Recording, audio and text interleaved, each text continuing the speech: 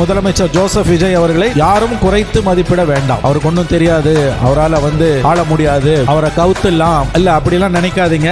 அதுக்கு வாய்ப்புகள் இருந்தாலும் அவரை தோற்கடிப்பது அவ்வளவு சுலபம் அல்ல. ஏனெனில் மக்களின் ஆதரவு அவருக்கு இருக்கிறது, இளைஞர்களின் ஆதரவு பெரிய அளவில், மிகப்பெரிய அளவில் அவருக்கு இருக்கிறது என்பதை நான் அறிவேன். பள்ளி மாணவர்கள், கல்லூரி மாணவர்கள், 35 to 40 வயதுக்கு உட்பட்டவர்கள் வரையிலும் இந்த ஆதரவு நினைத்து பார்க்க முடியாத அளவுக்கு இருக்கிறது. இன்னும் சொல்ல போனால் வாக்களிப்பவர்களின் வயதை நீங்கள் குறைப்பீர்களே ஆனால், உதாரணத்திற்கு 10 வயது என்று குறைக்கப்படுமையானால் அவர் 234 இடங்களிலும் வெற்றி பெறுவார். இதுதான் இப்ப இருக்கக்கூடிய நிலைமை. அதெல்லாம் சட்டத்தில் சாத்தியம் இல்லாத ஒன்று, அதை நாம் நினைவில் கொள்ள வேண்டும். இந்த அளவுக்கான செல்வாக்கு குழந்தைகளிடம், பெண்களிடம், அனைத்து வயது பெண்களிடமும் அவருக்கு இருக்கிறது. கடந்த காலங்களில் எம்ஜிஆர் அவர்களுக்கு கூட இத்தகையதொரு செல்வாக்கு இருந்தது கிடையாது. இன்றைக்கு இருக்கக்கூடிய மிகப்பெரிய சிக்கல் அரசியல் ரீதியாக ஸ்திரத்தன்மையற்றது. அவருக்கு மெஜாரிட்டி இல்லை. இரண்டாவது, அவர் கொடுத்த வாக்குறுதிகளை நிறைவேற்றுவதற்கு ஏராளமான நிதி தேவைப்படுகிறது. அது மத்திய அரசிடமிருந்து தான் வர வேண்டும். ஆகவே மத்திய அரசையும் சமாளிக்க வேண்டிய ஒரு கட்டாயத்தில் அவர் இருந்து கொண்டிருக்கிறார். காலம் தேவைப்படுகிறது. அவர் சொன்னது மாதிரி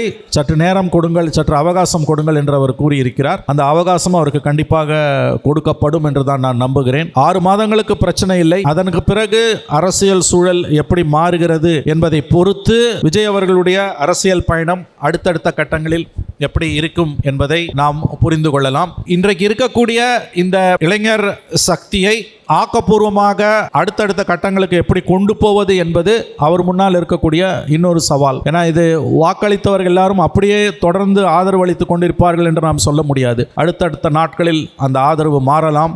எதிர்பார்ப்புகள், கொடுத்த வாக்குறுதிகள் நிறைவேற்றப்படாவிட்டால் நிலைமை மாற்றம் அடையும். ஆகவே அவர் தன் முன்னால் உள்ள சவால்களின் தீவிரத்தன்மையை உணர்ந்திருக்கிறார் என்பதை நாம் கவனத்தில் கொண்டு பார்க்கும் பொழுது அவரால் சாதிக்க முடியும் என்ற நம்பிக்கைக்கும் இன்றைக்கு இடம் இருக்கிறது என்றுதான் நான் பார்க்கிறேன்.